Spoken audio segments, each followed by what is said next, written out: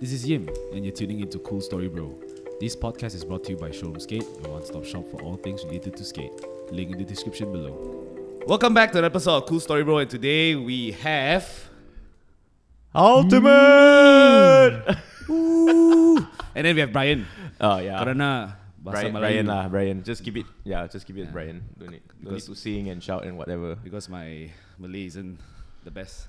So, episod ni kita buat dalam bahasa Melayu ke macam mana? Kami buat rojak, bro. Buat rojak. Buah rojak ke? Buat okay. macam rojak. Sebab susah sikit you punya accent tu. Tapi saya faham. What is accent in Malay again? Logat, Betul. Logat. but it's okay.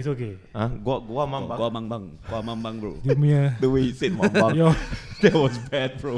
We are off to a great start. It's okay. Anyway, maybe your Malay is not the best. it's not.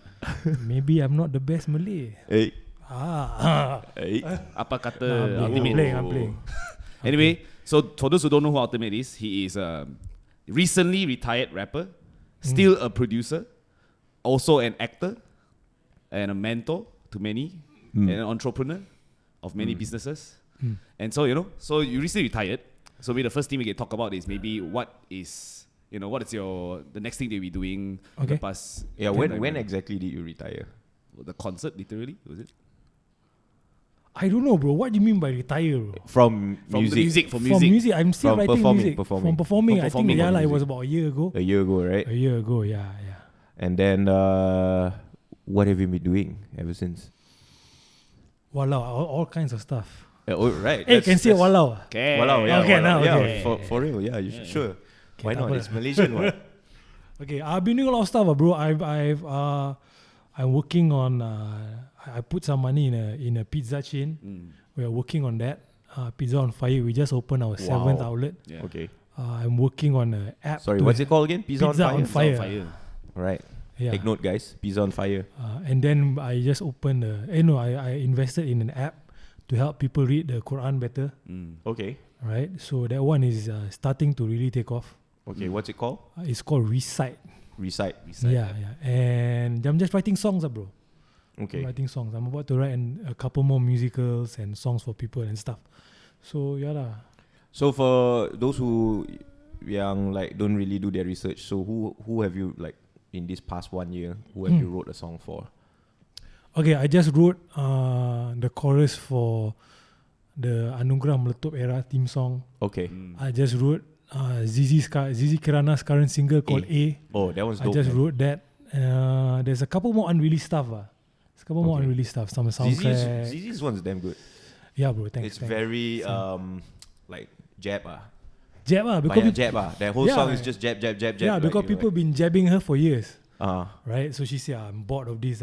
So I say, you bored, people jab you jab back. There you go. Hey, let's do that. Let's jab back. I'm like, all right, let's jab back. Yeah, I really like the whole attitude of the song. Yeah. It's very. But I don't care. It's very clickbaity. Yeah. That's what works now, right? Yeah, it's designed that way. So even after you retired, do you find it difficult? Do you not want to step out of music, or is it you still, because you're still doing music after you stop being a musician? Yeah. So is that because you really like doing it, or because it pays the bills? No, actually, what happened was I being in the industry for a number of years, I've broken it down. When you see Altimet, you just see a rapper, right? But to me, I see he's a songwriter, he's a recording artist, he's a performing artist, and to a certain extent, he's a celebrity, right? So out of these four, I categorize them and see which one is my passion. My passion is actually writing songs and recording songs, right? What's a job? Meaning, I will do it if you pay me well enough. That's being a celebrity and being a performing artist. So if you follow that line of thinking, if that thing is a job, you should be able to walk away with it without feeling any kind of way. Yep. All right. So I the part that's really, really a job for me is actually going out and doing shows. I used to love it when I was younger, but as I matured, my personality changed. Right? So I like writing songs more. Yep. So I'm going to stick to that. You have to pay me a lot. No, not a lot, but you got to pay me a reasonable amount for me to go on stage. And that pays the bills. Yep. Right? But I will write songs for free because that's my passion. So even if I you know what the media likes to use that word retire, I won't stop writing. I'm still writing. I write almost every day now, Nice. as opposed to every day for the last 10 years. Yeah, last 20 years maybe. So when do you start to like feel the change from like you previously like performing a lot, then right now you just mentioned that it, you know, About 5-6 years ago, bro. 5-6 years. 5-6 years ago. But it was also a plan. You know, when I started being a solo act, I started when I was 30, right? So I got enough observation to know that nothing lasts forever. Yep. So I made a promise to myself. It was a plan that if things work out, you're going to play this game for 10 years. And then you got to get out of there. So that's what basically what I did, bro.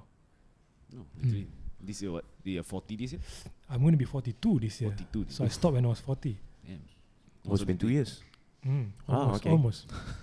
Okay. And I just realised we've been speaking English. Yes. Apa jadi Melayu ni? Okay. So saya Saya. Kau langgar je bro. Langgar ni. So tadi saya buat homework sikit lah tentang abang Altimet. So saya pergi YouTube. Abang. Pergi YouTube tengok documentary for the last concert ni lah, I think. So then I saw on the titles kan, dia tulis dyslexia or dyslexic is my superpower or something like that, right? Yeah. So are you actually dyslexic? Yeah. Oh shit. Did you know that? I did not know that. Exactly. You see, I do Now my you homework. know. Are you for real? Yeah, bro. Yeah. He's dyslexic, bro. And this crazy, man, because he writes so much. Like, How is that? isn't that like how? Like, how Okay, so, explain to us like what is your writing process like? Or like, I mean, without divulging like too much info, and I know it's a trade secret. No, that's the trade secret. The trade secret is senang je. Tulis. Tulis je. Hari-hari tulis. But even for you, because since you're dyslexic, right? So stuff let's say this word is dog, then you see the words move around, right? The letters move around in the word. Yeah. So is it especially the letters that look the same or similar. so like O, like A, those like rounded stuff? B and D, P and Q, M and N, L and I. So they will move around. Was it tough for you though? Like if you're writing music and stuff? No. It didn't bother you at all? Because I didn't know I was dyslexic, bro. Yeah. I didn't know till I was in my 30s. Yep. Basically. Oh. You know, my wife actually diagnosed me. My wife, like, you know, she's a teacher. Okay. She was a teacher. Then, you know, one day she looked at me, I think you're dyslexic, you know, you should go get tested. Shit. So she described the symptom. I said, yeah, I have that symptom. What are the symptoms like?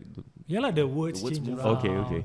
You know, it's harder a bit it's harder to read and stuff like that. Okay. But still, by the time I was in my 30s, I already adapted, found other ways.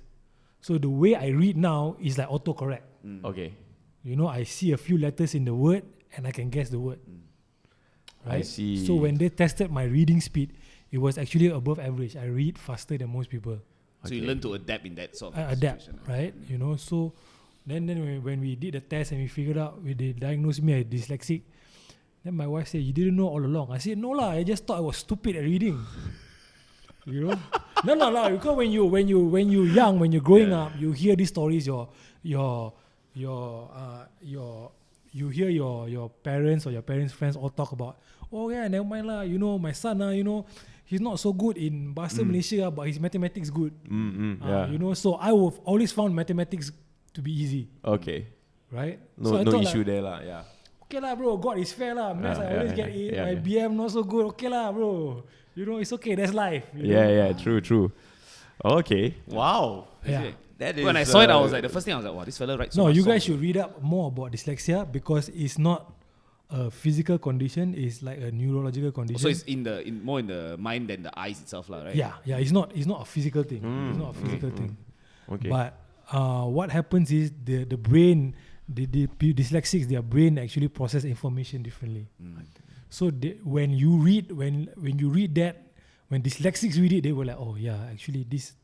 You know, they have more tendency to be ADHD.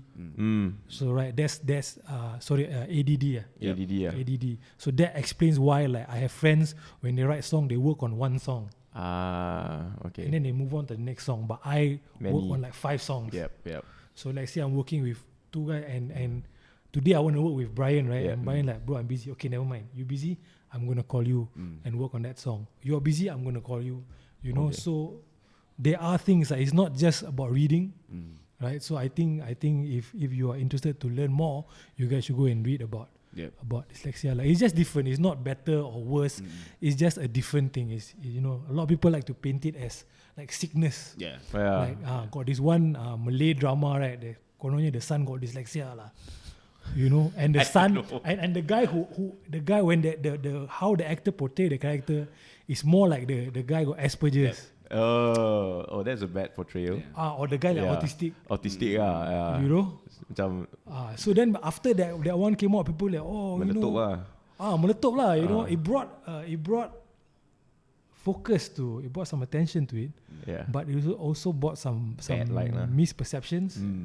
You know, so I had like after that all these like kakak-kakak or makcik-makcik fans, right? Oh, Altimet dyslexia ya. Okey tak?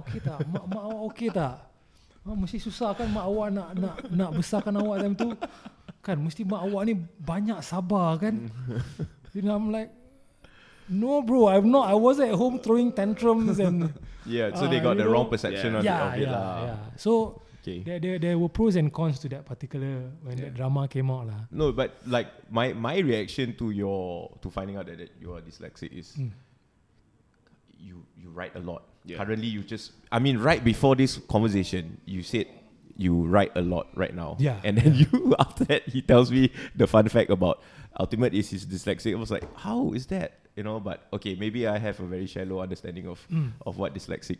No, because I write in my dyslexia is. head first. Oh, I see. Right? Okay. And then I put it down either on paper or on a computer or on my phone just to make sure that you know, in case I knock my head, I forget. Yeah. You know, so yeah. So like okay, just a little bit more on this topic. Like when you read like, you know, there's some of this when you scroll on Facebook. There's some of this If tests. you can read the this, A, the front, and the A, and the, let's say the back is N, or so it's like a particular word. You get what I mean? Like if there's certain alphabets. yeah, I do that well. Okay. I do that very So well. it's something like that. Yeah. I see. Interesting. The best way to describe it is autocorrect lah. Autocorrect. You know, when you're typing, you know, you want to type already. You type ALR, that's already suggesting. Yep. You know, it's something like that, I guess. No excuses, man. So that's why superpower lah. It's a superpower. That's why he mambang. I just found out what mambang means just now. So I went to. I thought initially when I heard the word mambang, I thought it was like, cool, like it just means cool lah. I thought it's like cool like that lah. I didn't know. What You thought it was cool. I thought it was like cool okay. lah. So then what it means spirit. Spirit. Correct. Right, spirit. Yeah. So okay, about that song lah, right? So because I went to look it up, because that's very popular in your hashtag, so you hashtag Gua Mambang most of the time. So I went to listen to the song and check it out, and then I realized I saw a documentary. So you're talking about that song. So like people apparently like you started off the show. It was an award show. I can't remember which award show. I And don't then you said to the rappers, like the rapper basically you're just telling people not to ni be offended mambang lah. kau dah sampai.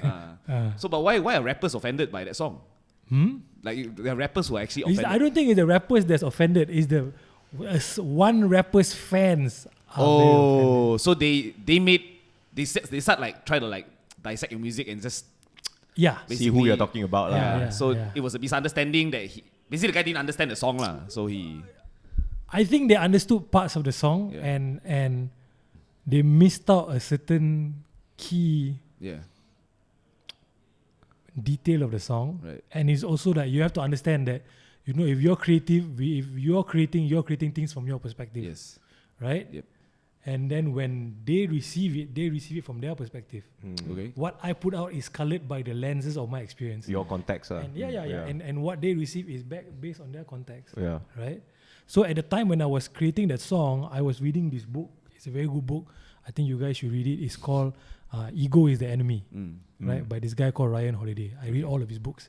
He's a great author lah.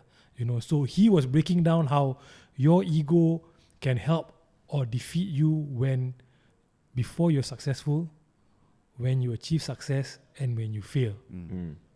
You know? Okay. Right? So Mamang is like spirit. Right? So for me, the metaphor was the Mamang is my ego. You know? Okay. But it's for me based on what I read, Western philosophy, Eastern philosophy, my religion itself, right? It's always, you are always just fighting with yourself.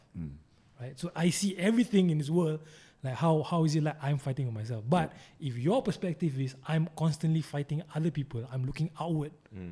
You know, so when you get the thing, when you listen to the song, you're like, who is this guy fighting? But it's basically you're fighting with yourself lah. It's not anyone lah.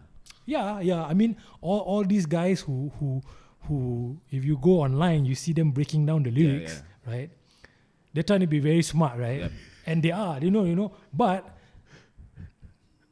in the first line, they miss the first line, right? They always miss. Everybody miss the first line, right? The first line is also the chorus, so that means the line gets repeated. Yeah. Right? Aku seru kau masuk balik gua, mambang, right? How you spell gua? GUA. Gua. Gua is what? The Myself lah. alright. So you miss that. So if I mean you if you read an article, right, and you don't read the opening statement, it's going to alter the context of the. True. Yeah. You know, and I don't want to say aku suruh kau masuk balik gua, mambang, because where's the fun in that? Yeah. Right? Yeah. So basically, if you don't want to believe my interpretation of it just happens to be the interpretation of the guy who wrote it. Right? I can present to you 1,001 explanations to why Mambang is self-directed. But if you don't want to believe it, you're never going to believe it. And there are people who will never believe it to their dying day because it's colored by the experience. It's fine. I'm not responsible for what you interpret from my songs. I'm only responsible for what I say. So, but Gua also means cave, right? Yeah. So, Yeah, they understood it as cave or instead of you lah. Yeah. So they because I understand. pronounce Exactly. it as K. Right? No, but the way he was a play on word. Yeah, it's a play on word lah. It's really clever. It's super brilliant. It's clever actually. Well, beef is somewhat good in rap, I guess. It's always good. Yeah. Beef for humankind is good. You want to get deep about it, right? How much of our technological advancements or cultural advancements come from a place of conflict? Yeah. That's true. Yeah. Like Michelangelo used to be jealous of Raphael. Mm-hmm. You want to talk about the Renaissance? Yep. He was really, really jealous of Raphael. How much of our tech now comes from military stuff? GPS, bro, telecommunications, it's all. The war, I mean not the war, so who goes to the moon first. Yeah, it's great. It's all Conflict that. fuels progress. But it's got to be healthy conflict. Yep. Yeah, man. I mean, look at Apple and Samsung. They beef every time now. The phones get better lah. And then Huawei came and then they shut them down. That's true. So too bad about that. Yeah. So you, Xiaomi, Mr. Ultimate Fun Fact, right? Any more fun facts? got Any more another one. facts? He's on a roll today, bro. He's an entrepreneur after the whole music. I mean, still entrepreneur lah before that. So he has a Recite app. Yep. So that's the Quran educating app. Then there's Pizza on Fire. Pizza on Fire. So the most interesting one is BCIM All Stars. So what is that? BCIM All Stars, eh? Yeah.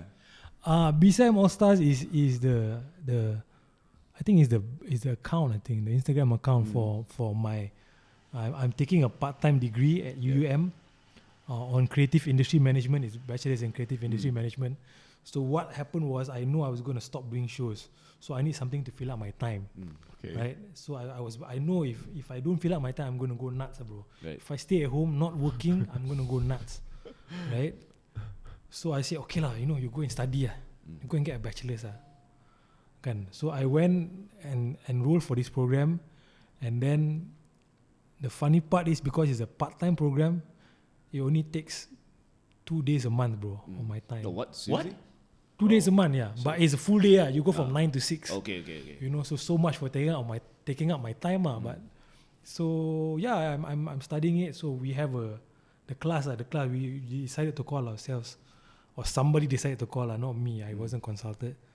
So they said BCAIM All Stars. Group leader. Somebody, some. So it's basically that's megalomaniac. I don't know. your class. Basically, those are you and your classmates, lah, right? That's me and my Call them out. classmate. Yeah. Call them out. It's a fun thing. It's a fun thing, and I actually look forward going to class. So how long more do you have until you graduate? I got about 5 semesters left. So that's 2.5 years. Takes 4 years. So it's every week, the weekend, or just 1 month? No, every month, 2 days. Month. Bro. So what? Oh, so how many? So every month 2 days. So you need a year. You go like. A year only 8 months. Oh. 8 months of class. Oh, it's not 124. Wow. Okay. So you just do that for 2.5 years more, and then you're Then done. I have a degree. Nice. Wow. But they don't know that So but it's before this, what do you study? Like, did you graduate in college? Before this? Before this, I studied medicine. I didn't know. I didn't graduate. Oh, I didn't graduate. fun fact number 3. Fun fact number 3. Fun fact number 3. So what happened to medicine? What happened to medicine? Yeah. It's not your thing. It's not my thing. It's not my thing. Fair enough. I had it's not my thing. Okay. Yeah, but yeah, there's a big pivot lah, from medicine into rapper. Yeah, pivot. It's a big pivot. Yeah, it's a pivot. Yeah. So also another thing that I've been seeing around is acting. So are you getting into the showbiz? Like are you getting into acting now? Because I mean, even just now we spoke about a movie, right? So I don't do shows now. So beggars can't be choosers. yeah, No lah, I want to explore because to me at the end of the day is the same thing. Is storytelling, right? It's storytelling. So one thing that I did to improve my rapping was I studied voice actors. okay. I studied TV hosts. Like one of the guy that I used to study a lot is Pak Neil. He was the host for Academy Fantasia for a long time. So he had this power where he's an astro, right? And he can make some makcik in Terengganu cry, bro. Somebody's gonna get eliminated tonight. You're gonna crush their hopes and dreams, and they're gonna go back to where they came from. Blah, blah, blah. So he had that. So I'm like, how do you transmit that emotion? Like I know rappers can do it, singers can do it, and I'm already studying them, right? So let's study this guy and see how to do it, and how voice actors do it. Because voice actors, when they act, they cannot use, they cannot use their facial expression, they cannot use their arms, and they cannot use their body. So how do you get that message across? Yep. So being in acting, I like the fact that I'm the least knowledgeable person in the room. Right. That's the polite way of putting it. The not so polite way of putting it is I like being the stupidest person in the room, which is another reason why I stopped rapping, because I felt like I was the smartest person in that room. So it's time to chow and go to a room where I'm stupid. Okay. So I went to acting. Level up. Level up. Nice.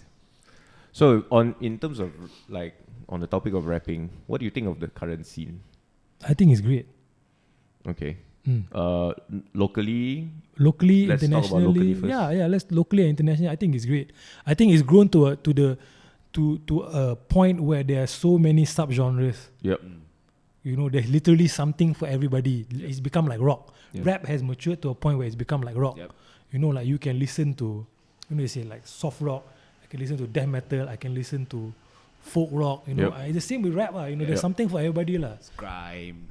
Yeah, there's grime. There's the guru boom bap stuff. Yep. There's more melodic stuff. Yep. So I think it's great. No, that's true actually. I never really noticed that. I think now rap is so different. And we in Malaysia, I think we have not, although we are very influenced by the Western side, but also we kind of have our own voice as well. We do. But nowadays, like, which current rapper do you like? Your Do I favorite? like? Yeah. I like Tuju. Tuju. Yeah. Yeah. He sounds very old school at the same time. Yeah, I like him. I He's got like that the way he voice. uses his voice. Yeah. And Throws in a bit of singing in there. And yeah. I like that. I like who's K-Click in general. I like Noki. I like Ginello. I like some of the couple of the other guys as well. They're huge now. They're really huge now. Yeah, they are. I saw a video of what's the guy's name? Hyrie Wood. That's his Instagram name.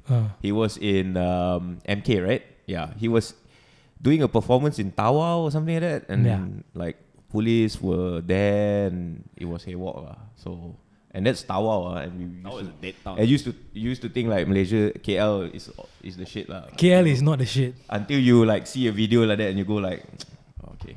All the performers who think KL is the shit means they don't do shows outside of KL. So, which locations is one of your like best memories of a good crowd? A good crowd, okay. Yeah. You always get good crowds in Johor. Okay.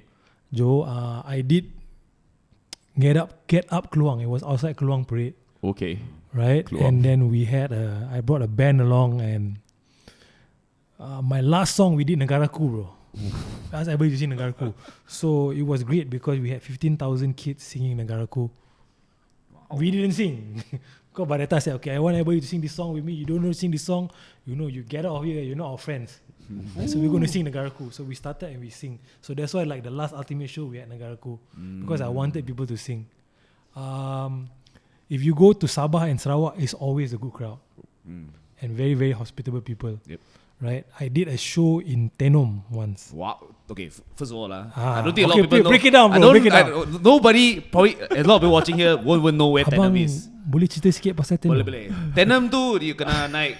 Okay, so there's Kota Kinabalu, right? See how they get excited. There's Kota Kinabalu. Okay, so then Tenom is like up the mountains. Okay. So you have to go. Correct. It's like a 2 hours drive. Yeah. So it's deep. It's like really, really like deep in one.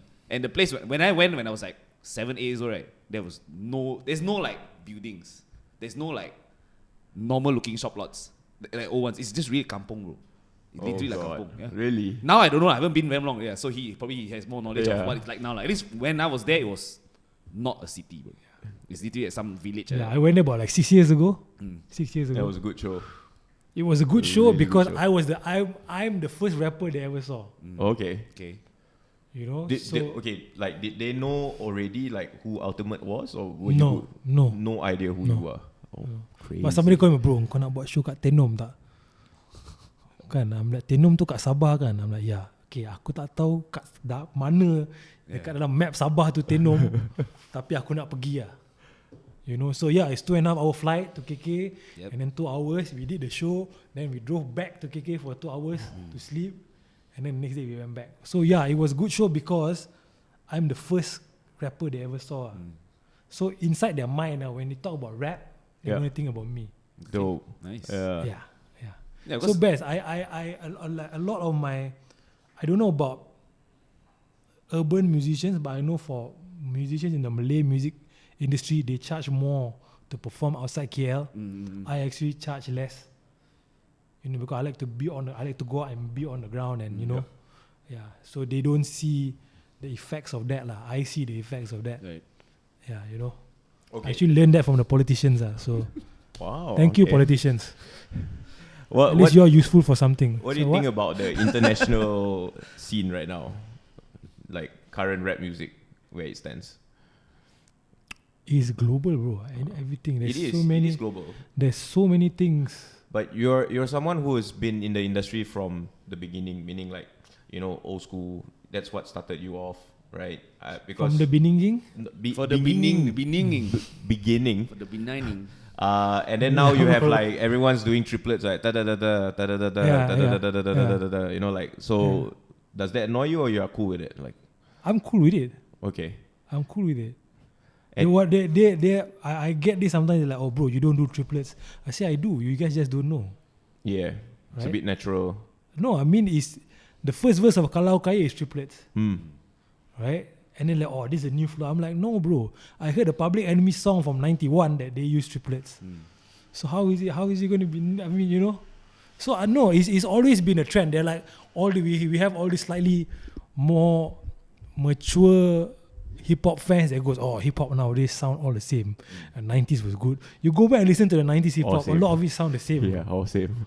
It was that trend, you know. Yeah, you know. So what, you either sound like Biggie or you sound like Tupac. You are an art form that is very trend driven. You know. So how can you say like, you know, you can't? It is what it is. Yeah. Yeah. No, it's true. It'd be nice, It's nice because you have a 4/4 beat, right? Now all the rappers gonna get confused. All the local rappers watching, they're gonna go 4/4 beat, and then you're rapping. You're using a 3/4. You know you're rapping is a 3/4 rhythm over a 4/4 beat. You know, I really lost them. They're googling. You see what is that googling? 3/4 apa? Yeah. Time signature is important. Time signature. You know. Important stuff. Right. Yeah. So that's what makes it interesting. Yep. That's what makes it interesting. When you got good theory knowledge, I think you can. So you like musically instruments, all you can, no problem. No problem. Yeah. Play. No problem. I just pay somebody to play. It's never a problem with me. But do you produce beats?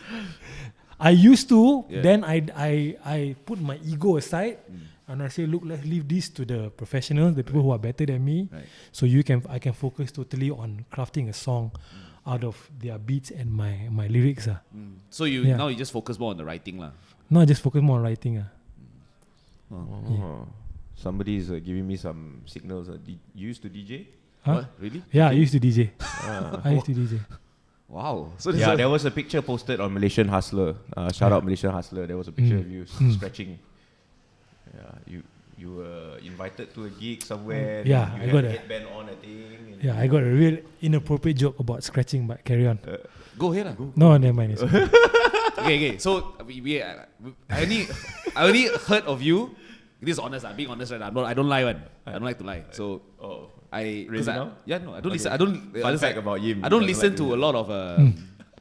I'm not very educated in the local music scene, Okay. right? I know what I can see, but I don't really dig into it, right? So, not just with rappers or anything, just general, lah. So then, when they told me, but last year we shot like the last concert, we did a short video. document. Oh, yeah. So yeah. that's when I found out who you were. Dope. Yeah. So then it's like, oh, Altimet. So Yeah, I was so surprised. I was like, you don't know Altimet? Yeah, Like, what exactly. the hell? I'm from Sabah, man. He's So good. small town. Man. Hey, you went to Tandem Tenom. also, Come also on, just man. found out about him. They're not like they know him That's close. right. Different. So I stand corrected.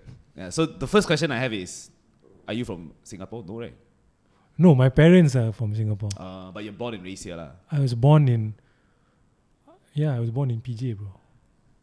So technically he's Malaysian. Lah. Yeah, he's Malaysian. I was Do you born say he's Singaporean?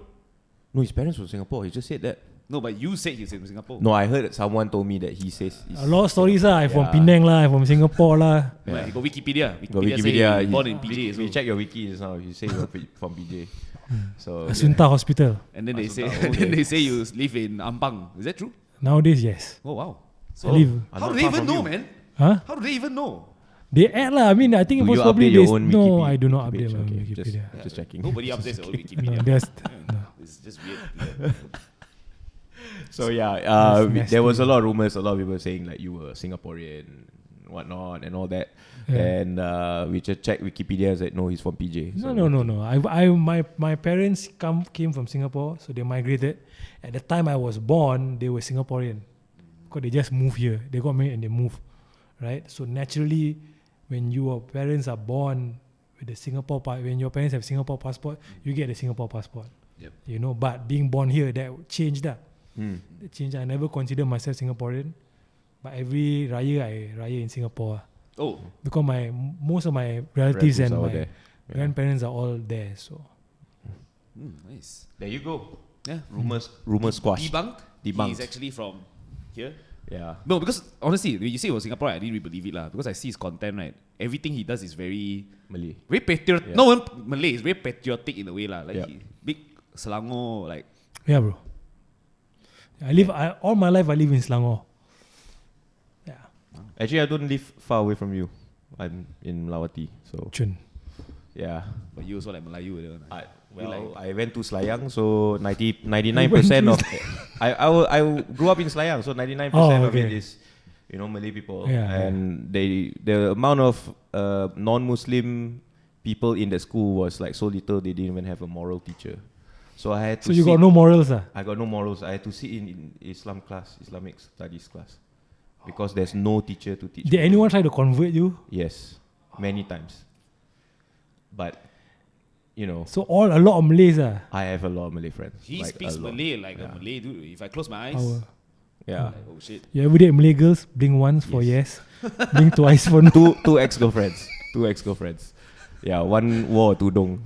Wow. Yeah, so we went out dating once. That time, you dating go KLCC, right? Then, okay lah, I know it's not right to hold hands, but we held hands in KLCC. We got stares. But I like Malay girls. Did you guys watch Sepet together? No, we did not. Oh, Sepet is a good movie. So I'm married now. So my wife is Chinese, Okay. but she looks a bit Malay lah. So that's one of my criteria lah. They have to look like Malay. I see. what does that even mean, man? It's okay, bro. I have a type. I have a type. You have a type, like, huh? I'm not gonna lie. I have Okay. a type. I want to ask you a question. Oh boy. You have a wife? You have a wife? No, I don't have Okay. You compare your wife with your previous Your exes. companions, Okay. Exes. right? Exes. Do they look similar? No. The only thing that is constant is the skin tone.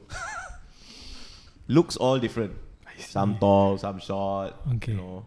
Okay. Obviously, the one with tudung, I don't know whether she had long hair or not lah. Because we never. You should ask. I did ask. They probably have long Or you see got like here got bun, yeah, a bun then, but no, this one no bun, so probably short hair. okay. So yeah. random. Yeah. No, normally they say sometimes there's a saying that goes that you everybody has a type, but when they get married, the girl or the lady they marry, the woman they marry doesn't look like that. Which is my case. Oh, okay. So my friend say, you like what people say, yeah. Okay. Like, Wait. Do you have a type? I okay. Well, Altimet said, I want Malaysia, so we all shared our piece, like, you have to share as well, lah. Do you have a type? Don't really know lah. Don't really know, Don't really know lah, to be honest. If I like lah. Got pattern or not? There must be a pattern, the pattern bro. all the big gila one. Hey, don't like that way. Oh really? Hey, don't be crazy, bro. Oh really? The big gila one. He likes No. He likes them intense. No. I don't like. So it's like that. It's simple. You meet a girl. The right word is passionate. Oh yes. They initially they're passionate. And then when they pass the passionate point already, they go into a different world lah. That's when I walk away lah. So I like the beginning part of it. I just don't like the later part of it. So don't try to make me look like that lah. Okay. Come on, Sorry, a bro. lot of people are gonna watch this, man. It's just like Sorry, literally sorry. just call me out here. It's like Yeah. spoil market. Spoil market. Okay. Yeah. Sorry. But yeah. Anyway, back on the real question. Right. Real question, sorry. So My bad. You have written for musicals, right? Yeah. But you direct the entire musical, or it's just the music side of it? The music side of it. So what if you what are the ones that you're like super proud of? I mean, maybe you're proud of all lah, but one that is like on the top of your list. Ola Bola. It's a damn good no, musical. because for now it's the only one. So no. I'm really proud of it. Yeah, it's a damn good. I'm musical. really, really proud of It's it. a damn good musical. How did that really proud happen? Can you like tell us? Let me know. Before I got in the picture, they were working on. They wanted, okay, let's do Ola Bola, right? So when they picked, they were trying to think of, okay, what's the language of this musical? Because before this they had like, okay, this is like Putih Gunung Ledang. It was traditional music. Yeah, classical. For something like Secret Life of Nora, it was very campy. So they were okay. Let's go full campy. Let's do vaudeville. Let's do show tunes. So it's very like turn it all the way up. So they're like, Ola Bola, what is it? So they were talking about that. Hey, this all a story about brotherhood and boys, right? Let's make it rap, lah. So they were tossing around names, and then they called me. So that Tiara was telling me about it, and Tiara said, "Okay, so do you think you're interested to do this with me?" Then I'm like, "Yeah, when are we gonna start?" And then as usual, she go like, when do you want to start? I said, I want to start yesterday. Let's do this, So we did it, So it was a very enlightening experience. It was very educational and fulfilling, creatively fulfilling. What was the few challenges? Like, were there any challenges? Maybe you can share a bit. Okay, the challenge was actually at the time I was writing songs mostly for myself, right? So when you write a song, you say I'm writing a song for Brian. Brian wants a song, right? So Brian is the client, and I'm the vendor, right? So when I write a song, I'm like, okay, this is the song. And you go, I like this, but I want to change. Can you change the color? Can you make it bigger? Can you change this part of the song? And it comes back to me. Right? When you write a song for yourself, you are the client. All of these meetings go on in your head. Yep. So I don't like it. I'm changed, So to go from that to being with a group, when you have one musician there, when you have a composer there, and you have a director there, director say, I think it's too short. I think it's too long. Can you change this? Can you change this? So at first I'm like, hey, why you questioning my creativity? But you need to think of it from their this one, which is we are writing a musical and we're writing it together, and we're trying to make everybody put together and make the best musical possible. So once I got past that, it was great.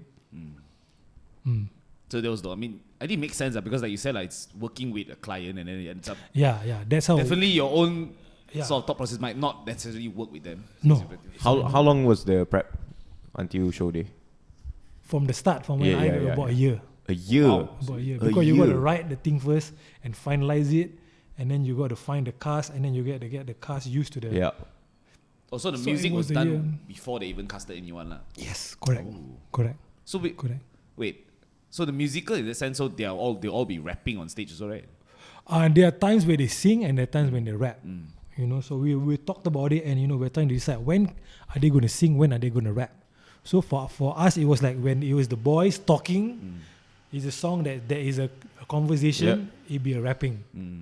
But let's say like the guy is singing like, oh, I want to be a part of something bigger than I want to be part of the Malaysian football team. That's his Singing. That's his you know, the Malay people call it suara hati. I want. This one you sing. So that when people hear that this particular character sing or in this particular character raps, they know okay. You know, and normally when he's singing, he's alone on the stage. Very few people. But when he's rapping, there's more people. Right. Did you have to give some sort of rap coaching to some actors? From time to time, But we are working with people. We are not our parents' generation, bro. Our parents didn't grow up with rap. We grew up from small. We listened to rap, literally when we were young. So we're kind of used to it, even though we don't. Like, we know, okay, you got to be rhythmically like this. You know, for them, for an older generation, it's very alien. But for these guys, it's quite, you know, and they study and, you know, most of it they got the basics, and then we just help them out and tweak a little bit here and there. All great guys, they put in a lot of effort. I can imagine it's not easy, man. It's definitely not easy. Well, now that you have tapped into that side of the music industry, right? Yeah.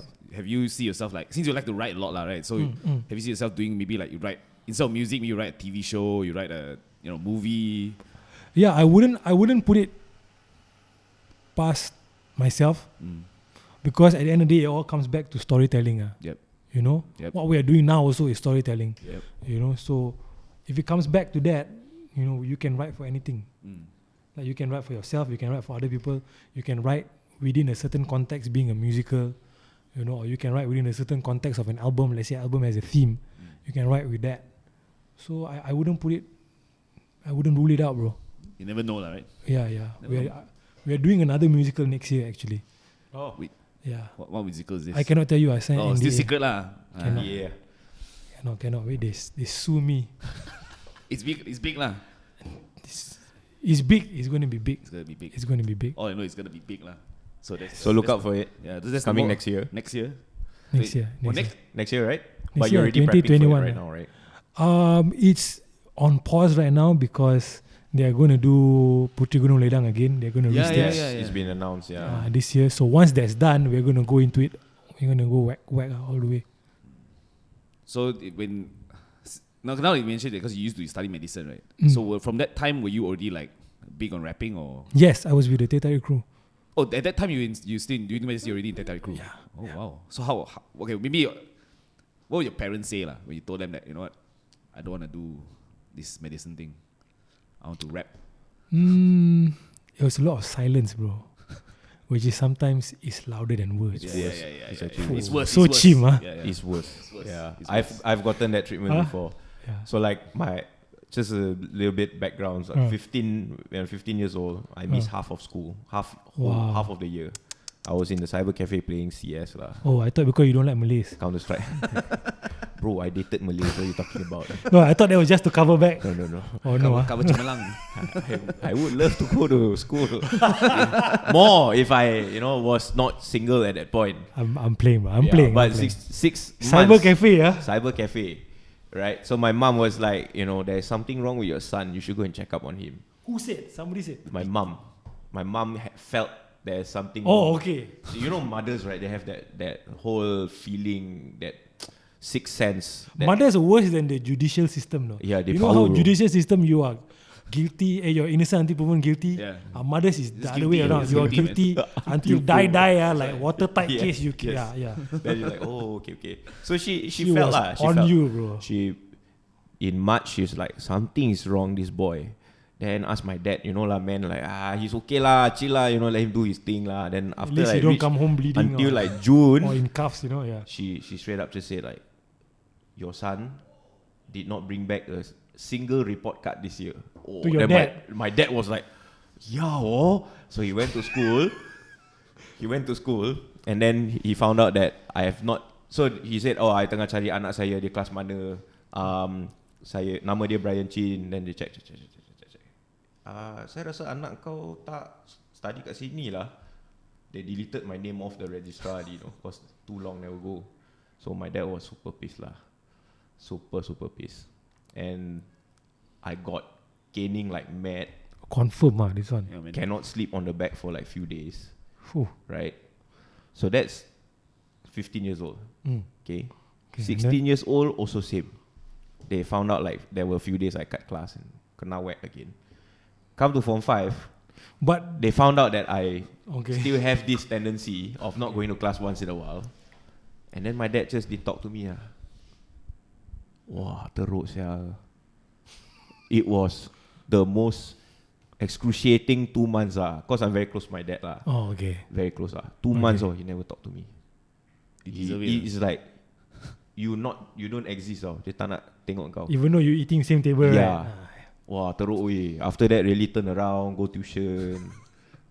Then, okay lah, not bad lah. I got 5 credits for my SPM lah. Not bad. Yeah. It's kind of more enough to get into college. But the bad is that one, bro. The like from missing 6 months to cutting class occasionally. Yeah.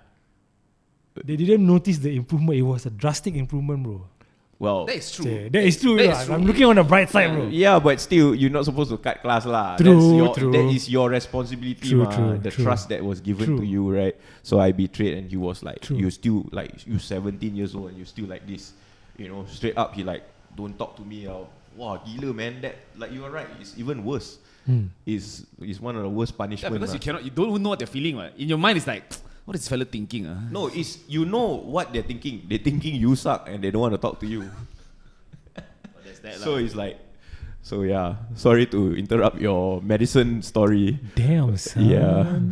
So was that similar as well, or? No, it's a lot of unspoken this one, because like when my dad always made it clear that, as long as you're studying, I will support you financially. Okay. And then there were things like when he will go, like he will not stop, like we used to go at night lepak, come back and late, right? So he will go like, okay, if you're gonna come back so close to subuh time, right? Well, that's Better pretty late, better you don't come back But it's not like better you don't come back like marah, no. Like, it's just advice better not stress anybody in his house and come back later when we leave for work. So I'm like, okay lah, right? So when I stopped studying and they found out, they're like, okay, I'm disappointed in you. I'm like, okay, I got it. I was down, I was depressed, but I say, okay lah, if I'm not studying, you're not going to support me. Why I want to stay at home? That means you are supporting me, what? Right. Even though you don't give me money. So I didn't do that. I didn't go home. I found my own way. I didn't ask for money because you're not going to support me. Right? So that was what happened, bro. Halfway, when you say halfway through medicine, like how deep were you into? 2.5 years, bro. 2.5 years, Halfway halfway already, Halfway. 2 years to get the GP, right? So Two when and a you half. when you 2.5. stopped, like you just went to the office and just said, I don't want to continue studying, Somewhat, bro. and then you didn't talk to your parents Just at all ghosted. about He it, lah. ghosted You just found out Ghosted They the found out, uni. I ghosted them. They ghosted me. I ghosted them. It was a mutual ghosting, bro. Yeah. Okay. But, Wow. but I mean, now, after they see like what you're doing with your rap career, right? So like today, let's say they look at you now. Would they say like, I kind of wish you studied medicine, or they're like super proud of you, like, you're doing great things? Who? Your family, like your parents. Again, there's a lot of unspoken stuff. Still, even to this day. Even- like, Even to At this this day. stage of your life, wow. Yeah. But it set me on the path lah, because I don't know you notice this, but I come from an Asian family, right? we all- So Asian family very easy one, Why does the older Asians, they want you to become what? doctors, Doctor, engineer, engineers, accountant, pilot, lawyer. Why? lawyer, Why? security lah. Security, right? So one of the main concerns was, if you go into music or you go into entertainment, it's not secure. So I went out of my way to show that it's secure, right? And they say, if you go this one, confirm you get involved with bad company and drugs and all that. Yeah. But what they don't know is, because I was so into music, I didn't get into all this other stuff. So I made the show that everything was right, right? And then it just got repeatedly like they will come up with a list of things that they don't like. Right? I don't like this, right? But my parents are the one that taught me to work through your problems. Right. So I just went through eliminating all their concerns until they got nothing. Like my dad, like after I got married, my dad was like, you got enough money or not? I said, yeah, I got enough money. You know. Then they like, I heard you bought a car. I said, yeah. Wow, musicians can afford it. Yes, can. You know, because when you get a car loan, that means you have the means to maintain the paying. And, you know. So and then I'll be like, oh, what are you doing today? I say, I'm going to an auction. So, auction for what? I say, I want to buy property. Then my dad said, why you want to buy auction property? Because cheap. Yep.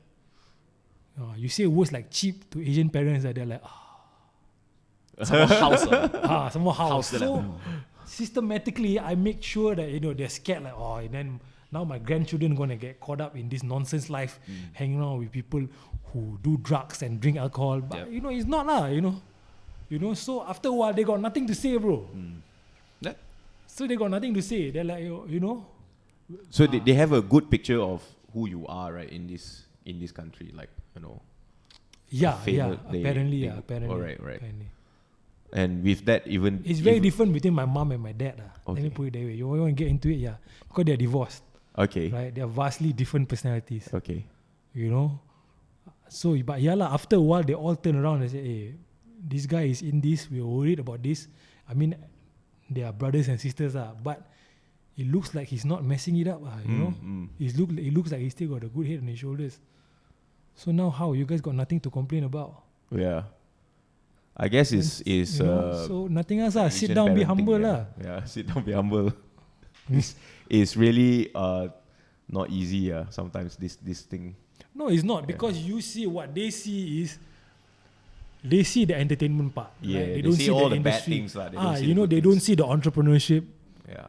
So they don't see the other things that ground me. That I got to think like, I'm not thinking purely as an entertainer, purely as a musician. I got to think as a businessman, as an entrepreneur as well. So, you don't see that, because what you see is you open YouTube or you switch on the TV and stuff like that, and that's all you see, right?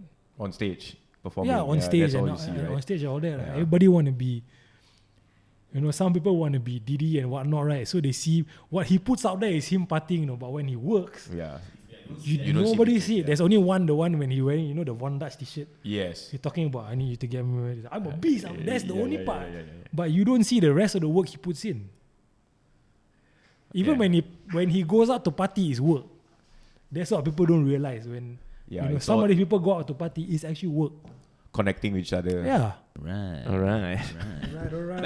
Asian parents, I like to ask my guests all these kind of questions, because most of the guests I get, right, is like they got weird jobs, not like the typical Asian job like I work in the office or whatever. They're like either musicians, painters, or comedy, do stand-up comedy, stuff like that. So it's like, even for me, when I came and do this, I told my parents what I'm doing, they don't get it until today. They don't understand it, but if they see that you are doing fine, then whatever.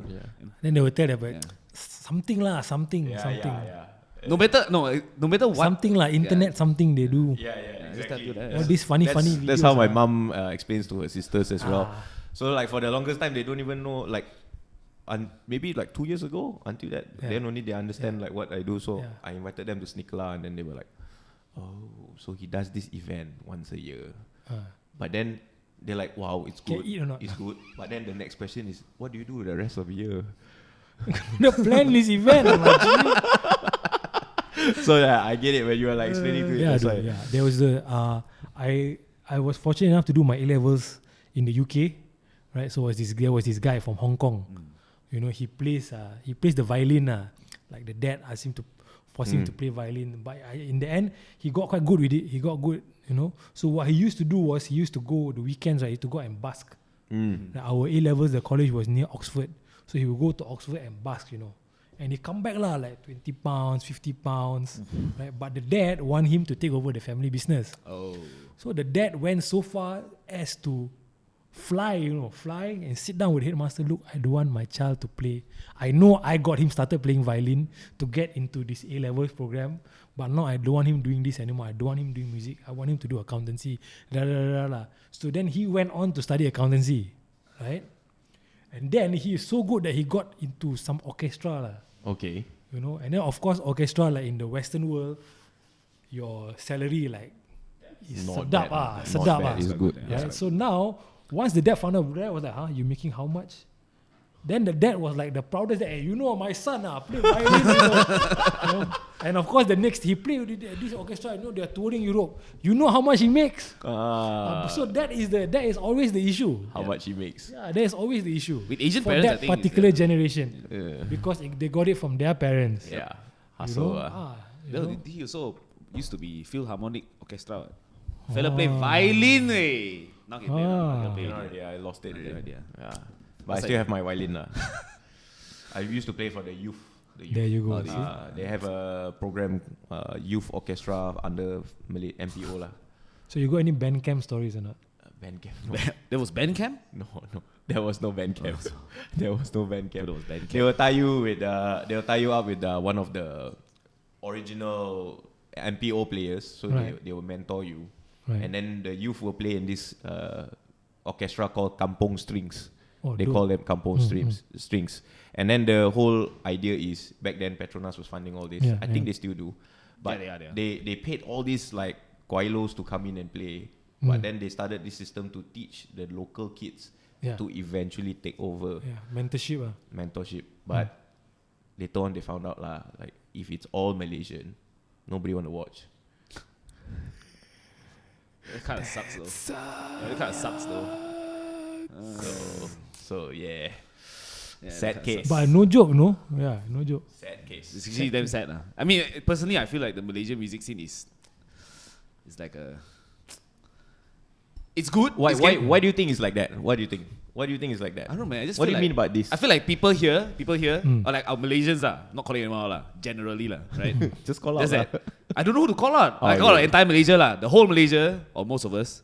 We support the West a lot, right? Okay. And everything we like to compare you know. Like Yeah. let's say I compare you with PDD for example, right? But we cannot. What at the end of the day, it's like we have our own thing here, but because locally we prefer music from the West. No matter what, radio will play more of the music on the West. Yep. We will never promote our guys. It's like radio stations locally, while we playing songs from, United States. When our country has our own local talents or what, and we have a lot, but we never we never hear these people. They don't get like awareness or any sort of thing like But that. then again, there's the internet lah. But on the internet, It's like affecting internet. radio as well. So No, that's true. That is true. But I'm saying like 10 years ago, so they were around 10 years ago. Yeah. You know, there's like some people around 20 years ago. Yep. But we never really take action to like push these people Maybe these guys are lazy I don't know But on the radio side also, they don't really like champion them as well, right? Yeah, They only cover those who are like successful, those who are like viral. Then I'll put you on my radio, Yeah. but I'll never play your song if you're like you have to reach like 10,000 hits. But at the same time, I mean, back then internet wasn't that savvy as today. What Yeah. People are not smart with it back then. What Yeah. now people are smarter Yeah. But that definitely affects it But I'm just kind of sad to see like the local artists don't get enough noise. what do you think about this? It's a complex problem. It's complicated, right? Very complicated. Yeah. I mean, because you are trying to measure success. You are trying to quantify success for something that is so qualitative, right? You are trying to objectify something that is subjective. It's so subjective, right? What is a nice song to me, or it's a great song to me, might be a piece of trash to you. True. Right or not? So you it's hard because again, like if you take something like a painting, some people are like, I'll pay $10,000 for this painting. Then there'll be one other guy, you pay me $10,000, I'm not going to hang this on my wall. Banana with the masking tape. Whatever lah. Or then banana kena makan, right? Yeah. The guy bought it to eat it. God, that one. He bought it, then he eat it. Power. Power. Yeah, that was a good one. Maybe he's the artist. Huh? Maybe he's the artist. The artist friend lah, this one confirm. Probably lah. Hype beast one.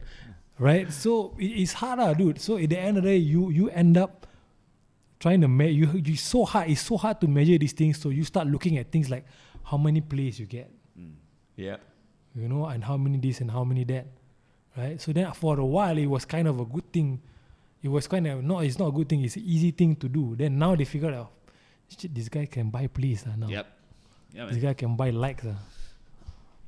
So it's like I say, like is a complex thing, you know. One issue I think that relates to this issue of local music not being played is also language for Malaysia. So this is my theory. I feel like we have a lot of segregation because we have like schools, Chinese schools, Tamil schools, English schools. You mean we're not like Thailand, We're not Thailand, we're not Indonesia. So, you know, we don't go like everyone, let's just speak this language. Yeah. And then you see it, all these countries, like even Korea, it's the same thing, you know. They really love their music. They really love their own local music because everyone speaks the same language. Yeah. So I think that's one of the issue as well. If let's say the government can just go like, okay, semua bahasa Melayu. Tak payah kecoh dah, English ke bahasa Malaysia, bro. Bahasa Malaysia. It's not bahasa Melayu. Senang lah. I think that would eliminate a lot of, maybe a few Chinese people and Indian fellas will be pissed off. Sorry, I'm just, But at the end of the day, it's, you know, what's good for the country. This is my opinion. If you don't like it, it's okay. But this is something I noticed.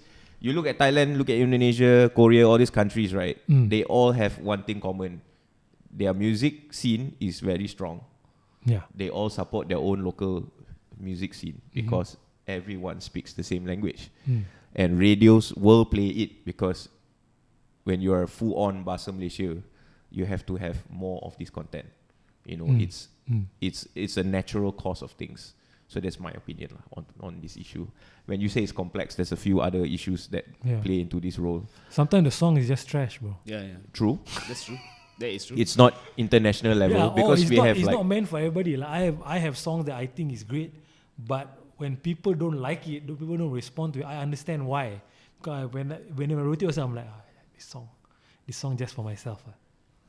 You know, so sometimes it's too many variables involved. True. It's too many variables involved. Fair enough. Fair enough. That was But a lot of languages but sometimes that's what makes it nice. True. Having a lot of languages. Yeah. Honestly, if we only speak Malay in this country, I think it'd be quite messy, you know. Really? I don't know, man. Okay, if let's say we all only speak Malay lah, do you think like the whole political situation, like all this racial thing will be gone? Okay, you think about it lah. You think about it lah. Okay, when you go to an event right? You have cliques. What? Cliques. Oh, right. Gangs. Right. So there will be one bunch, the urban one, all speak English one. That one you can see like English, Malay, Indian, they can all talk together because English. There's one language that bridge. Then you have another bunch of Chinese fellas. They only speak Mandarin or Cantonese. Then they all hang out together. Because what? Language mah. They don't feel comfortable speaking English. So they all hang out and speak in Chinese lah. Then you have another bunch of people who's, okay, aku nak berbahas dalam bahasa Melayu. I'm not comfortable speaking English. So I will hang out with people who of that language all speak Malay only. Right? So when you go to an event, you can already see it happening already. And when you look at it, you go like, okay, so if, let's say, everyone was brought up to speak Malay, Bahasa Malaysia from the beginning, will we have this problem? Why is it that I, as a Chinese guy, have no issue hanging out with Malay people? Like, I'm talking hanging out, go yamcha for 3-4 hours. Why is that? Because when you talk in Bahasa Malaysia, when you talk in Bahasa Malaysia, and they feel comfortable talking Bahasa Malaysia, you can talk. But if let's say I want to impose my English and he's not so comfortable in speaking English, that's when it breaks down. The communication breaks down. What? So that's why I came with this theory lah. I have this theory that I see it when I go to events as well, and it's very obvious. Like, you know, if you don't speak Malay, then you know the Malay speaking crowd will hang out together. The English speaking crowd will hang out together. Possible. I don't know, man. Personally, I don't really care. I don't really have anything against anyone. No, but it's just a theory, you know, like something I noticed. It's language. Really, what brings people together is language. True. That is true. Yeah, man. Now that we talked about the stuff a bit, let's we take a minute or two to dive into a recent political situation in our country. So you got any thoughts on the recent... Which one? Well, last weekend's one lah. Well, him resigning and then coming back as a temporary PM again, and he basically dissolved the party, right? There's no more PM. Yeah, because when he resigned, it's already... He dissolved the coalition. He didn't the coalition. So once he resigned, he dissolved the coalition. So but now he's like the temporary PM. So do you think like some people are saying, you know, Tun M is the mastermind. He's like, being smart about it. Some people are saying that he's trying to two-time all these other fellas. Some people are saying that Azmin Ali is trying to Why are people talking like this? It's like a movie, man. Why are they talking about these things like this is not the norm for politicians? Right. And Right. I know some people like they follow politics for decades and then talking it's bro, you should know this is the game. Yep. This is the game. Right? For me, you cannot. It's like you watch football. You watch for years and years and years. Then your favorite player gonna tackle. You're like, oh God, what is this unsportsmanlike conduct? I would have never. But bro, if you're somebody that you don't like gonna tackle you be there like, good. So bugger deserve it. You feel me or not? It's what now. I mean, I think that as a strategist, the current interim prime minister is one of the best that has ever done it. Right? I think that he has a playbook. Yep. With, I cannot say all a lot of scenarios are in the playbook. And for every scenario, I think he has about 2 to 3 plays. Yeah. Yep. Then depending on the season, he will call the play and the team execute. It's a bit like American football. Yeah. So I think the one reason why he seems to be a step ahead of everybody else around him is because everybody else around him don't have a playbook at all. Yep. Sometimes he look like they don't have. I don't know if they do. So it makes sense that because it's in the middle of a term and this happens, that you should you should carry on as the acting prime minister. Let's get that out of the way. Yep. Right? So now he needs to find a valid reason to the Agong, to show the Agong a valid reason that he or somebody else should be the next prime minister. If not, then it's very simple. If you cannot show that, then everybody needs to just man up and just do a general election. Yep. Because once you do a general election, I think that nobody can say anything. All these people are like, oh, backdoor is not fair, no morals. Okay, no morals. Now the people have spoken. You all sit down, be humble. This is the new government, and the people you voted for this other guy to be the prime minister and to run the country on the Agong's behalf with his team that he choose or he recommends the Agong that the Agong elects. There's a reason why. There's always checks and balances. As we are in a constitutional monarchy, even if you're in a republic, there's always a system of checks and balances. And I think right now, we see where people like Yang di-Pertuan Agong, we see people like the Attorney General, we see people like the Chief Justice. This is where they come into play to act as checks and balances for the executive and the legislative arm of our government. Bet you didn't think a rapper can talk like that, right? Whoa! There are 3 arms to a government: elective, the judiciary, and the executive. There you have it. Presided over by the Yang di-Pertuan Agong. That's very extensive. Yeah. Yes. And on that bombshell, we must now call an end to the show. But it was No worries, all good. It was a good way, man. The reason why we made this table So we that can way, bang. so we can bang and Yeah, Back to the show. Yeah. yeah. So anyway, Finish already. Before we close, do you have any last words to say before we go? For those of you who don't know, maybe you want to plug your Instagram, your Twitter. the next thing. Or do you have anything else you want to say? show or whatever it is. Yeah, don't follow me on Instagram. No. Lucky you all follow. I wanna just. What do I wanna see? I still don't know what. Okay, Say what is the best advice you have ever gotten? Best advice that I ever gotten? Yeah, someone impart the best advice to you. Now you impart to the Okay. viewers. I think one of the best advice that I ever got was from my dad. Right, my dad always talk about having an immigrant mentality. Okay. Right, whereby if you're an immigrant to a country, you would just work really, really, really hard. Yep. So he said that once a community or once a nation loses that immigrant mentality is when the next generation will get into real trouble lah. You know. So he said always have that immigrant mentality. So I apply it to I mean not geographically, but being somebody who was not in music, I come into music, I always have that immigrant mentality. I always like, okay, today is my first day on the job. Yep. Then I always write a song like it's going to be my last song. Right. So when I joined the musical also, I was there like, you know, I work like I was, you know, I wasn't bodoh sombong lah. I would just be like, Tiara, why you do this? She was like this. But why? But why? You know, so yeah, that's what I do. That's you know, I always have. I think I will have that immigrant mentality, like how my father defines it till the day I die, which probably explains why I'm a workaholic, because he came in with that mentality. You know, in a way, he was an immigrant. Yep. You know, he was in Malaysia, Singapore Airlines. So when they split, he chose to go with Malaysia Airlines. So he moved here. So in a way, mentally he had a bit of a migrant or immigrant or whatever you want to call it. So yeah, that's one very good advice that I got from my dad. Yeah, that's good. That's very good. That's very good. Immigrant mentality. Yeah. All right, man. And there you have it. We have Altimet today. Thanks for coming. No worries, bro. Thanks for dropping a lot of interesting stuff, and you know we learned a lot of fun facts today. Yep. All right. And so you know, follow him on Instagram at Altimet. Altimet. Follow him on Twitter at Altimet. Probably Facebook. Yeah, same. Facebook is Altimet online, but online, Twitter is Altimet. I'm trying to be more active on Twitter. So you gotta follow him. Yeah, all I don't like social media so much. Yeah. But forgive me, I'm trying.